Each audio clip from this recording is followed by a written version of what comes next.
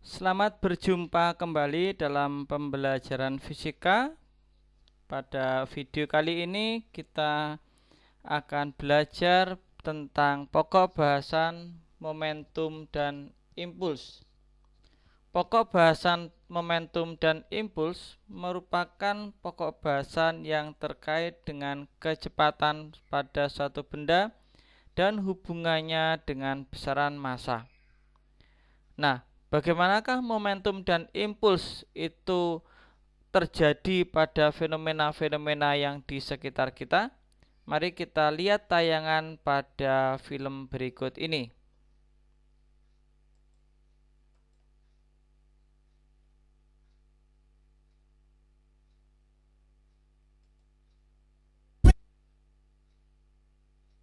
Railroad crossing.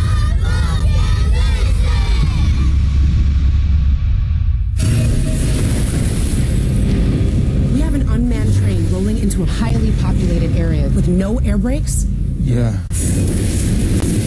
Over six, what's up? There's an unmanned train on the northbound track. It's under power? It's coming straight at us. What are we worried about in terms of cargo? 8 freight cars of hazardous chemicals. We're not just talking about a train.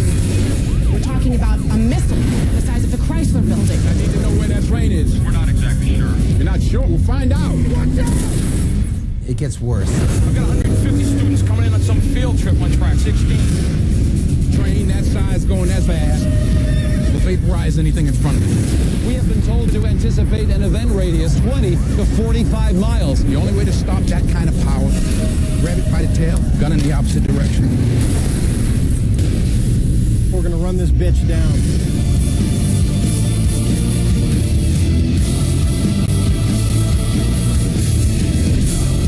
Tell your sister I love you both.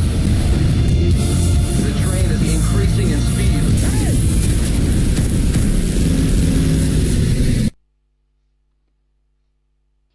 Film Unstoppable ini merupakan film yang menceritakan bagaimana sebuah kereta yang lepas kendali karena tidak ada masinisnya, yang meluncur dan bergerak dengan sangat cepat dan tidak dapat dihentikan. Maka apapun yang ada di depannya akan ditabrak dan hancur. Untuk menghentikannya sangat sukar karena kereta ini sedang membawa muatan, yaitu bahan kimia yang sangat berat. Dan inilah bagaimana momentum dan impuls dapat kita amati pada peristiwa film ini. Konsep momentum sebagai ukuran tingkat kesulitan benda untuk dihentikan, seperti pada tayangan film Unstoppable tadi, bahwa sebuah kereta itu ketika sedang melaju memiliki tingkat kesulitan dihentikan yang sangat besar. Sama halnya ketika kita naik sepeda motor, maka ketika kita melaju dengan kecepatan tinggi, tentunya kita akan kesulitan untuk menghentikan sepeda motor itu. Sedangkan jika kita membicarakan sebuah kereta api, meskipun kereta api ini bergeraknya misalnya sangat pelan, tetapi karena massa bendanya itu sangat besar, ini pun juga tidak dapat serta-merta dihentikan secara mendadak. Maka hubungan tentang konsep momentum ditentukan oleh hasil kali massa terhadap kecepatannya, bahwa nilai momentum P adalah M kali V. Berdasarkan persamaan ini, maka kita bisa mengetahui bahwa nilai momentum berbanding lurus terhadap massa dan dengan kecepatan benda. Makin besar massanya, makin besar pula nilai momentumnya. Demikian juga jika nilai kecepatannya makin besar, nilai momentum juga semakin besar. Karena kecepatan merupakan besaran vektor, maka momentum merupakan besaran vektor juga. Oleh sebab itu, arah kecepatan akan ditentukan sebagai arah positif dan arah negatif ketika memiliki arah tertentu tadi. Momentum memiliki satuan kilogram meter per sekon. Berikutnya tentang konsep impuls. impuls merupakan hasil kali gaya terhadap selang waktu gaya tersebut bekerja. Dari konsep itu, maka dalam persamaannya adalah I sama dengan F kalikan delta T. I di sini ada sebagai impuls. Memang secara simbol ini seperti simbol pada kuat arus listrik. Tetapi di sini I merupakan besaran dari impuls. Satuan dari impuls dengan mengacu besaran F adalah Newton dan delta T adalah sekon, maka F kalikan delta T punya satuan Newton kali sekon. Sedangkan Newton sendiri merupakan satuan dari kilogram massa per sekon kuadrat dikalikan dengan sekon, maka besaran dari impuls merupakan kilogram meter per sekon. Karena gaya adalah besaran vektor, tentunya impuls pun merupakan besaran vektor. Jadi arah impuls dengan arah gaya memiliki arah yang sama.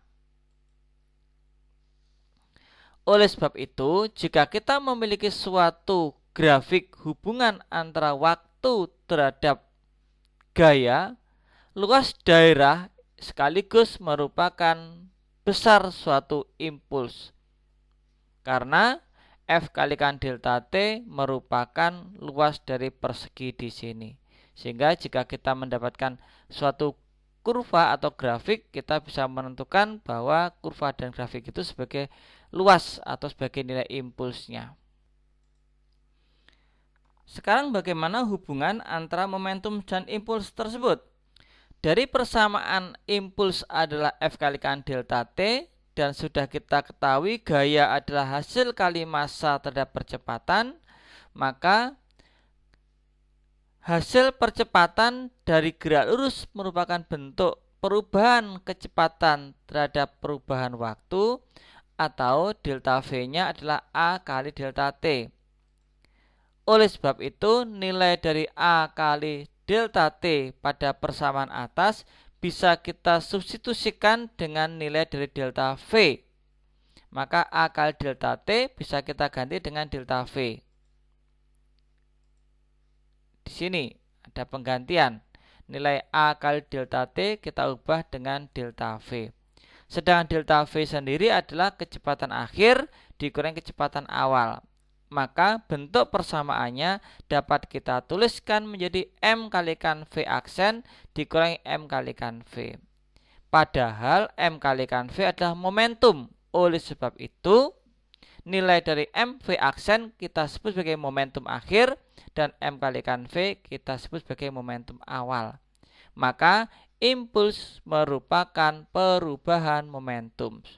Jadi perubahan momentum suatu benda itu merupakan besar impuls pada benda tersebut.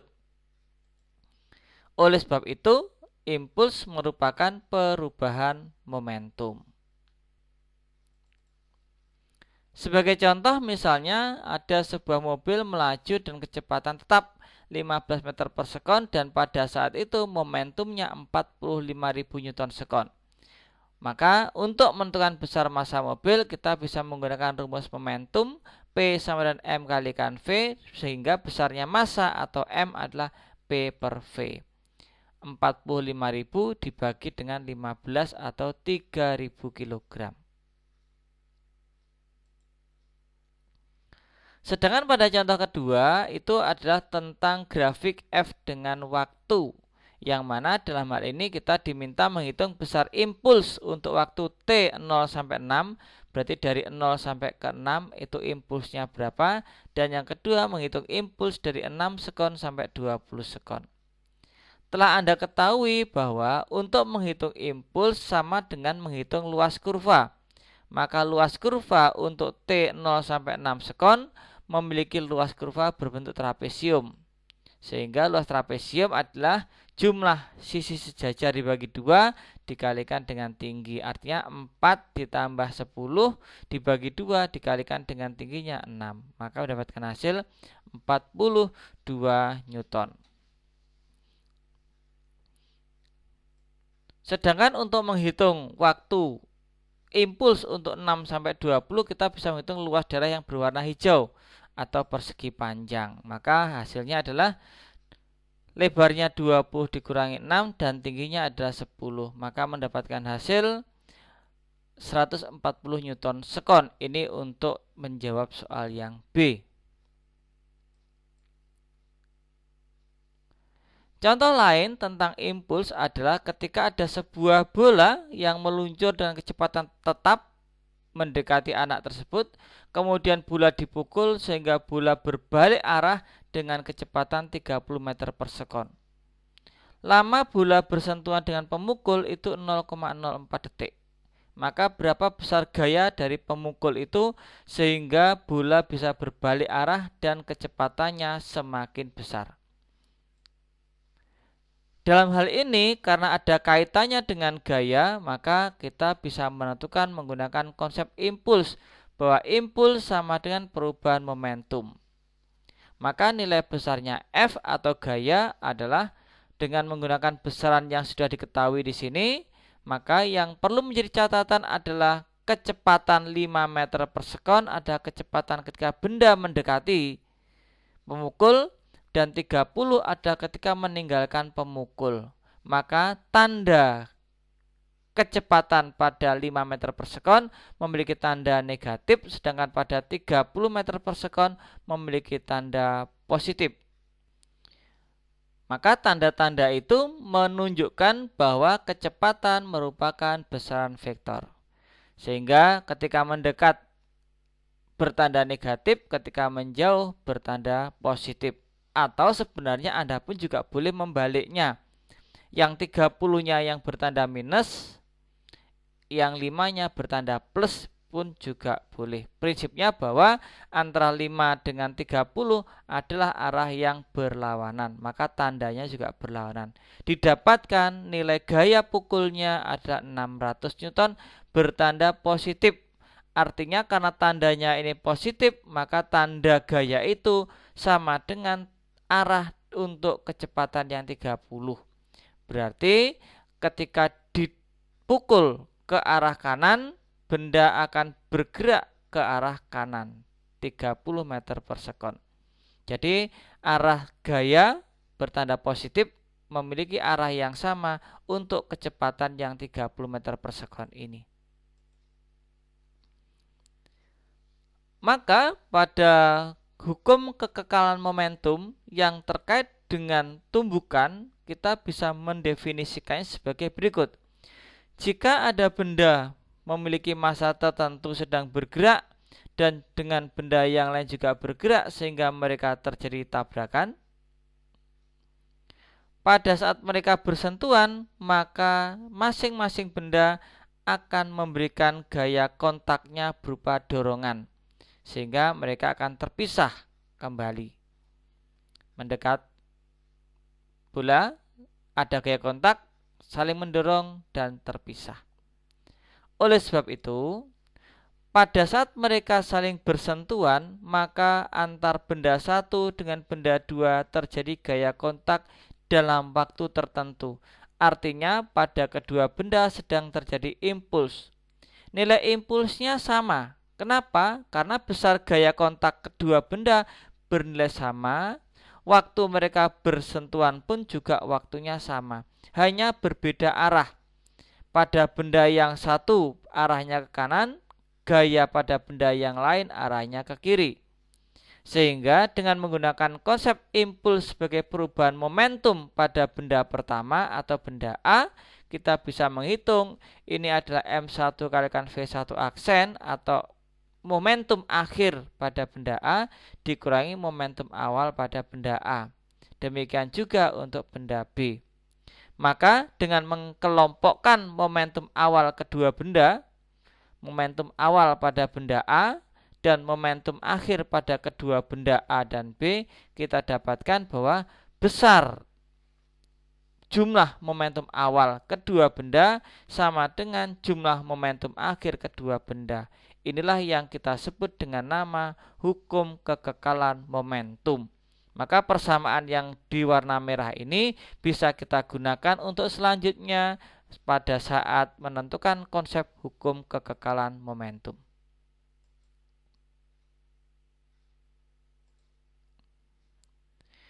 Misalnya pada peristiwa analisis forensik kepolisian pada kecelakaan mobil. Sebuah truk bermassa 1.200 kg dari arah berlawanan bertabrakan dengan mobil B yang bermassa 800 kg. Ya, seperti ini peristiwanya. Pada saat terjadi tabrakan, akhirnya mobil B yang kecil akan terseret oleh truk itu, yang mana kecepatannya adalah 4 meter per sekon, sehingga antara truk dan mobil ini memiliki kecepatan yang sama. Maka dengan menggunakan konsep hukum kekekalan momentum awal dan akhir, kita dapatkan momentum A adalah truk, momentum B adalah mobil yang kecil ini.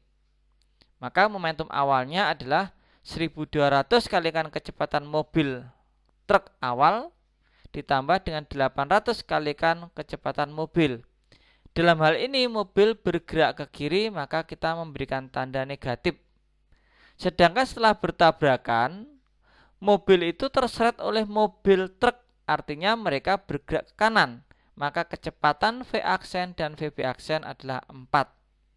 Oleh sebab itu, setelah mereka bertabrakan, ternyata mendapatkan kecepatan truk awal yang ada di sini nilainya 10 meter per sekon.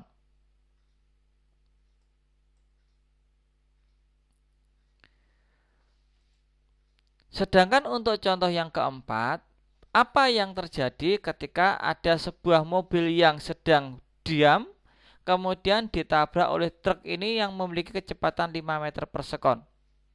Setelah terjadi tabrakan, ternyata kecepatan truk berkurang menjadi 3 meter per sekon.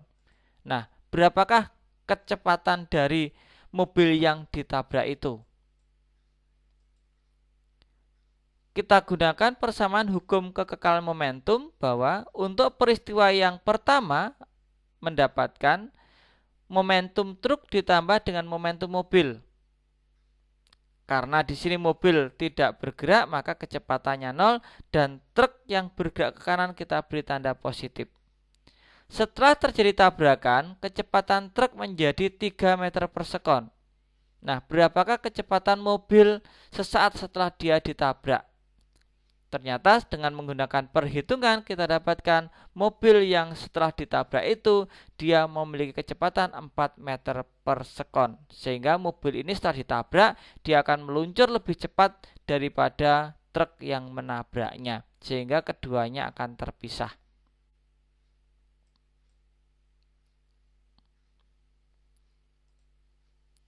Bagaimana jika momentum itu terjadi pada peristiwa ledakan? Peristiwa ledakan adalah peristiwa suatu benda dari keadaan utuh menjadi terpecah menjadi beberapa bagian. Dalam hal ini contohnya adalah seorang anak yang sedang naik skateboard. Mereka mula-mula kita anggap sebagai satu kesatuan. Tetapi ketika anak itu kemudian melompat, maka sistem benda terpecah menjadi dua, yaitu papan luncur dan anak tersebut. Maka pada saat anak tersebut melompat dengan kecepatan 4 meter per sekon terhadap papan luncur, maka kita bisa menghitung berapakah kecepatan papan skateboard ini akan bergerak. Jadi mula-mula anak ini berdiri di atas papan yang tidak bergerak. Karena papan tidak bergerak, maka kita dapatkan momentum awalnya sama dengan 0. Karena V papan dan V anak sama-sama diam tidak bergerak. Tapi kemudian momentum akhirnya ada dua benda yang mana anak itu melompat dengan kecepatan 4 meter per sekon, maka masuk dalam persamaan V aksen A. Pada saat anak itu melompat dengan kecepatan 4 meter per sekon, maka berdampak bahwa papan akan terlempar dengan kecepatan 16 meter per sekon, yang tentunya pada arah yang berlawanan. Artinya ketika anak ini melompat ke depan, maka papan ini akan bergerak ke belakang. Peristiwa tentang ledakan juga dapat terjadi pada meriam. Jadi meriam ini ketika dia menembakkan, maka dampaknya peluru akan terlempar ke kiri dan meriamnya akan terdorong ke kanan. Sama halnya ketika sebuah senapan sedang ditembakkan, Maka akan ada hentakan pada tangan itu ketika pelurunya itu terlempar dari laras senapan tersebut.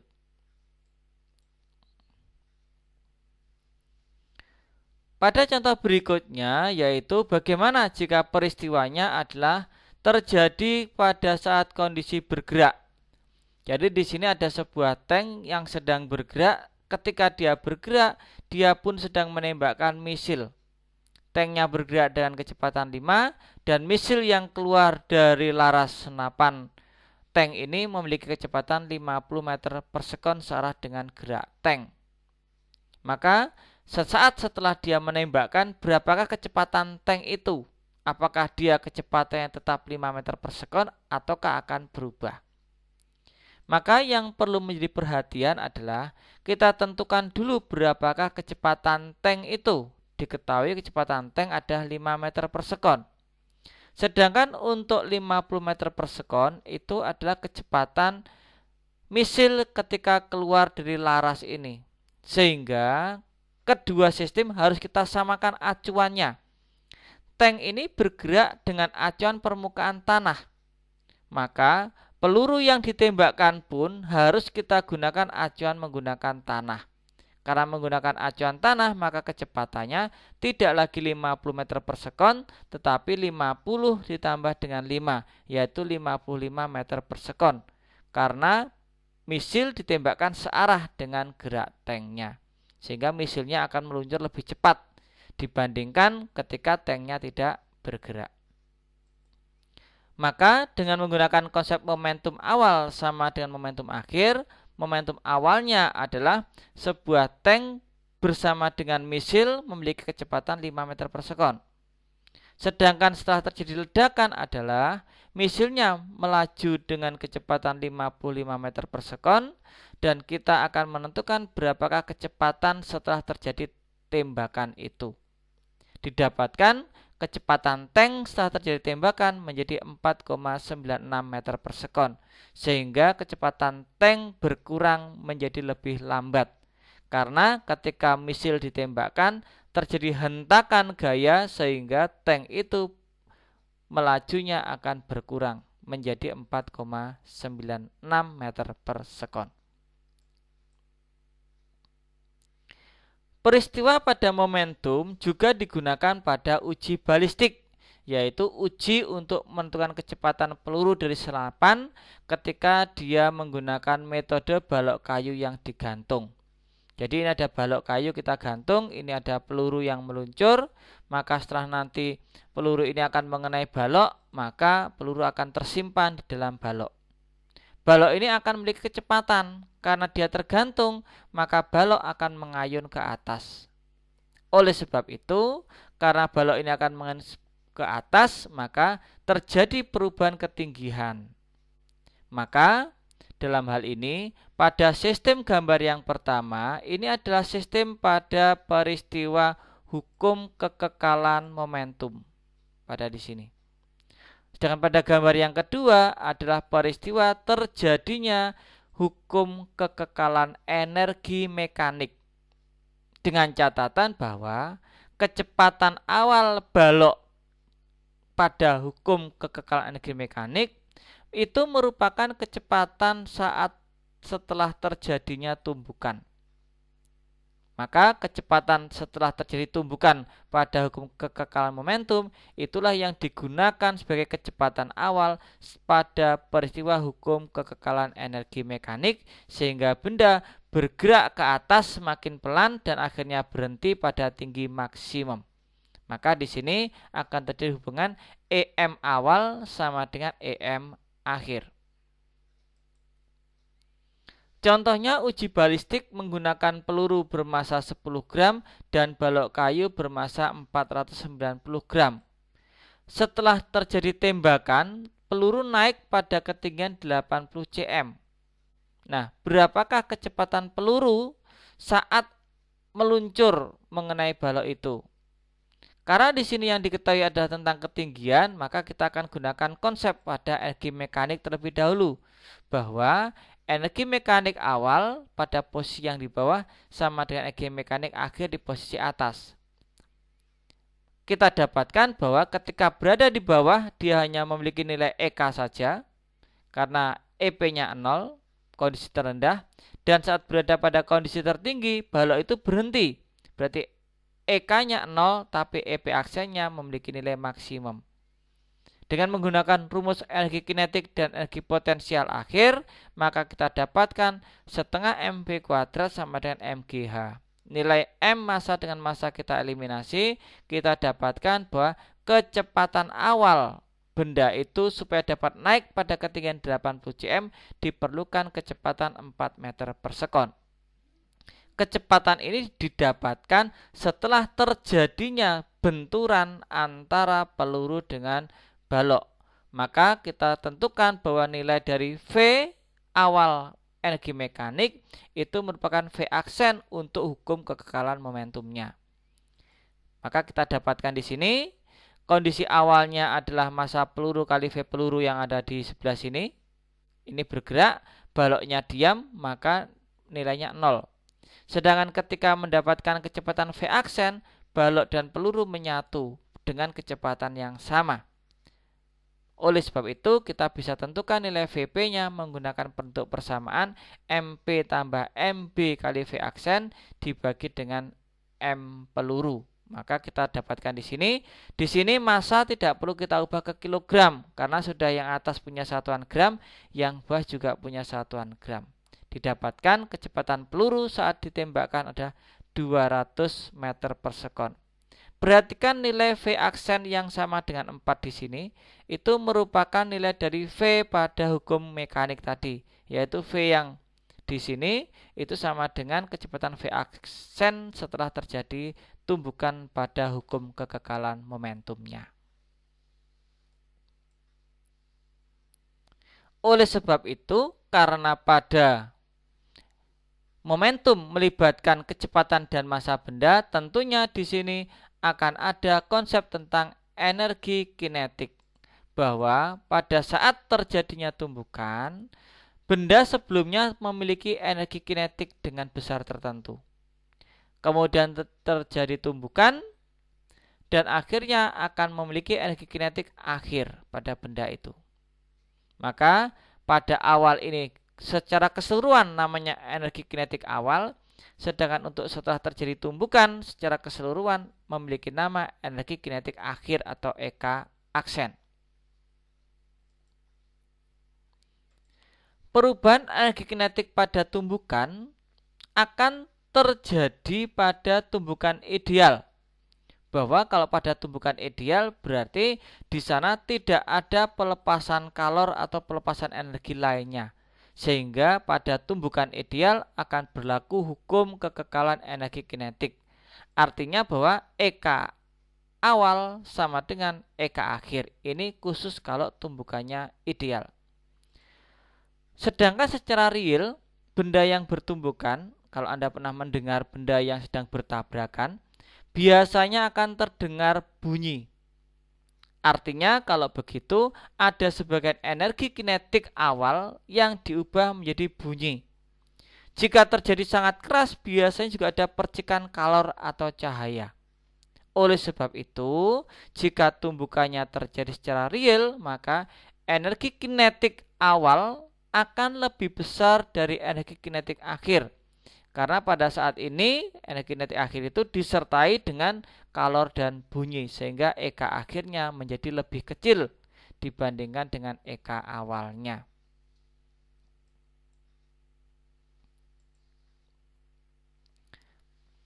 Sifat dari perubahan energi kinetik pada benda tadi itu kemudian mempengaruhi tentang konsep yaitu tetapan restitusi, yang merupakan perbandingan negatif dari selisih kecepatan relatif benda sesudah tumbukan terhadap sebelum tumbukan. Perhatikan, sesudah tumbukan terhadap sebelum tumbukan dan bertanda negatif. Maka kalimat itu kalau kita tuliskan menjadi bentuk seperti ini. E sama dengan negatif V aksen untuk benda 1 dan 2 dibagi V benda 1 dan benda 2. Maka di sini dapat Anda amati bahwa yang atas ada sesudah tumbukan, yang bagian bawah adalah sebelum tumbukan. Anda boleh menuliskan yang atas itu V2, V1, yang bawah pun juga menjadi V2, V1. Tetapi kalau yang atas ini Anda menuliskannya Anda balik menjadi V1 dan V2, yang bawah pun juga ikut-ikutan menjadi V1 dan V2.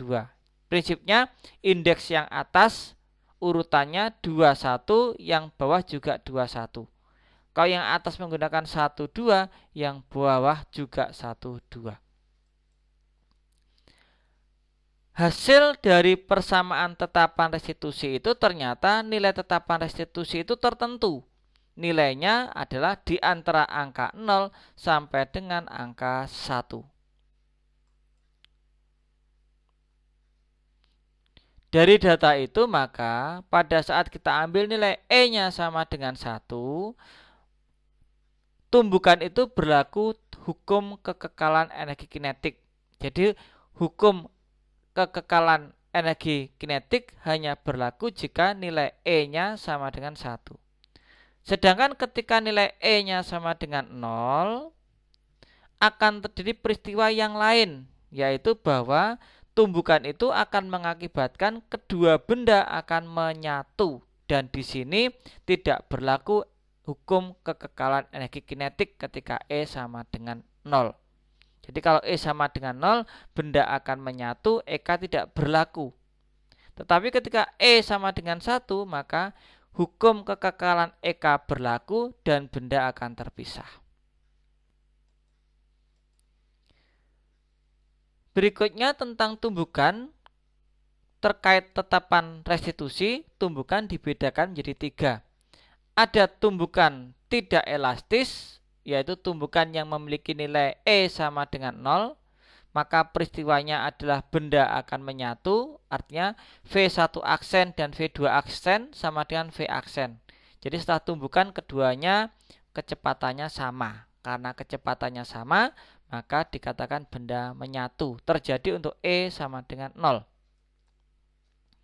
Sedangkan tumbukan elastis terjadi ketika E sama dengan 1. Jadi kalau tetapan restitusinya E sama dengan 1, maka berlaku hukum kekekalan energi kinetik.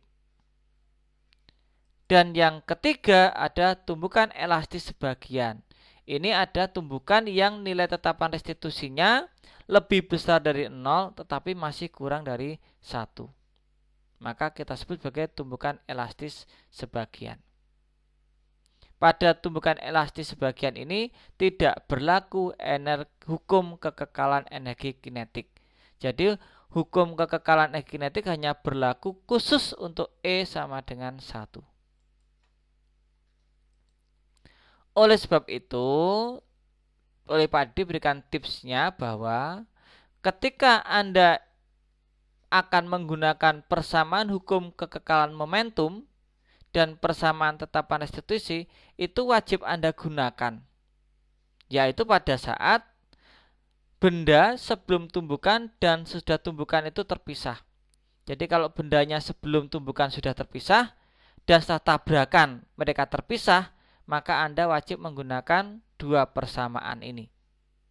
Tapi kalau bendanya itu menyatu, Anda perlu hanya memerlukan persamaan hukum kekekalan momentum saja. Contohnya sebagai berikut. Ada 2 benda bergerak saling berlawanan, mereka bertabrakan dan bertabrakannya menggunakan 2 metode. Ada tumbukan secara tidak elastis dan tumbukan elastis. Untuk tumbukan tidak elastis, yaitu yang tetapan restitusinya E sama dengan 0, akan terjadi kecepatan benda setelah mereka bertabrakan, keduanya akan menyatu. Maka kita hanya memerlukan persamaan hukum kekekalan momentum saja. Bahwa benda A ke kanan akan bertanda positif, benda B-nya yang ke kiri akan bertanda negatif, dan kedua benda menyatu berarti V aksen akhirnya sama dengan bernilai sama. Maka kita tinggal mengganti bahwa nilai MA dan MB ini, MA dan MB, kemudian V aksen ada kecepatan akhir setelah tumbukan, maka kita dapatkan kedua benda akan berimpit dengan kecepatan 2 meter per sekon bertanda positif. Karena bertanda positif berarti mengikuti arah gerak benda A yang bertanda positif. Berarti kedua benda setelah bertabrakan akan menyatu dan bergerak bersama-sama ke kanan dengan kecepatan 2 meter per sekon. Sekarang bagaimana kalau untuk tumbukan yang elastis, yaitu nilai E sama dengan 1. Karena nilai E sama dengan 1, maka kita perlu menggunakan persamaan restitusi. Kita masukkan data-datanya, bahwa di sini ada VA min VB, yang bawah juga VA min VB. Yang atas ada sesudah tumbukan, untuk yang bawah sebelum tumbukan. Karena yang pada kondisi setelah tumbukan tidak diketahui, kita tuliskan lagi saja. Untuk yang sebelum tumbukan, 6 arah ke kanan bertanda positif dikurangi VB arah ke kiri bertanda negatif. Sehingga kalau kita selesaikan akan mendapatkan VB aksen min VA aksen sama dengan 8. Berikutnya kita perlu menggunakan persamaan hukum kekekalan momentum. Dengan menggunakan konsep bahwa MAVA tambah MBVB sama dengan MAV aksen dan MBVB aksen, kita dapatkan di sini hubungan bahwa hasilnya 10 sama dengan 2 VA aksen tambah dengan 3 VB aksen. Kita punya dua persamaan yang hijau tua sama hijau muda. Sehingga dari persamaan yang hijau tua ini kita dapatkan 3 VB aksen ditambah 2 VA aksen sama dengan 10. Dan untuk yang warna hijau muda kita dapatkan 2 VB aksen min 2 VA aksen sama dengan 16. Ini bentuknya kita ubah, kita kalikan 2. Dengan menggunakan eliminasi, maka kita dapatkan hasil V aksen B-nya adalah 5 meter per sekon. Bertanda positif, artinya dia akan memiliki arah yang sama dengan arah benda A yang tadi positif. Berarti nanti benda B-nya setelah tumbukan, dia bergerak ke kanan dengan kecepatan 5,2 meter per sekon. Bagaimana untuk benda A-nya? Untuk benda A kita hitung menggunakan persamaan yang warna hijau. Dengan mensubstitusikan V aksen B 5,2. Didapatkan V aksen A-nya min 2,8 meter per sekon. Ini artinya benda A bergerak ke kiri. Karena tadi kita menggunakan tanda negatif itu untuk benda yang arahnya ke kiri. Berarti benda A ini bergerak ke kiri dengan kecepatan min 2,8 meter per sekon. Jadi yang ini, yang biru ini untuk menjawab yang A, yang hijau yang sebelah kanan ini untuk menjawab soal yang B. Berikutnya bagaimana kalau ada sebuah bola yang kita jatuhkan kemudian dia akan terpantul. Biasanya bola itu akan terpantul dengan ketinggian yang berbeda dengan ketinggian awal. Jadi ini bola ini kita jatuhkan, bukan dilempar, tapi dijatuhkan. Maka hubungan tetapan restitusinya dapat kita tentukan menggunakan persamaan ini. E sama dengan V aksen L min V aksen B dibagi VL min VB. L itu adalah lantai. Karena lantainya itu tidak bergerak, maka baik sebelum tumbukan dan sesudah tumbukan, kecepatan lantai sama dengan 0. Sedangkan kecepatan benda, sebelum tumbukan, benda bergerak ke bawah, maka bertanda negatif.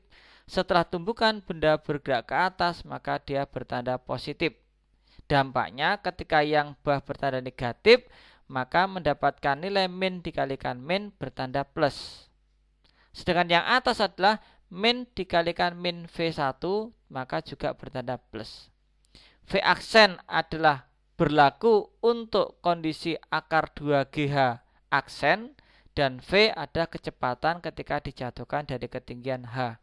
Maka untuk peristiwa benda yang dijatuhkan, kita memiliki hubungan tetapan restitusinya adalah akar dari H aksen per H. Dengan ketentuan H yang bawah ini ada ketinggian awal dan H aksen ada ketinggian pantulan. Seandainya ini kemudian jatuh dan memantul lagi, maka kita bisa mengatakan kondisi yang pertama ini sebagai ketinggian awal, pantulannya sebagai kondisi akhirnya, dan seterusnya. Jadi tidak melulu bahwa ketinggian awalnya harus selalu ini. Bukan begitu. Jadi ketinggian awal ini hanya menghubungkan antara pantulan pertama saja. Kalau ini kemudian jatuh ke bawah dan memantul lagi, maka kondisi yang akhir ini menjadi kondisi awalnya dan pantulan yang terjadi sebagai kondisi akhirnya. Seperti itu. Demikian pembahasan kita tentang hukum kekekalan momentum pada pokok bahasan momentum dan impuls. Selamat belajar.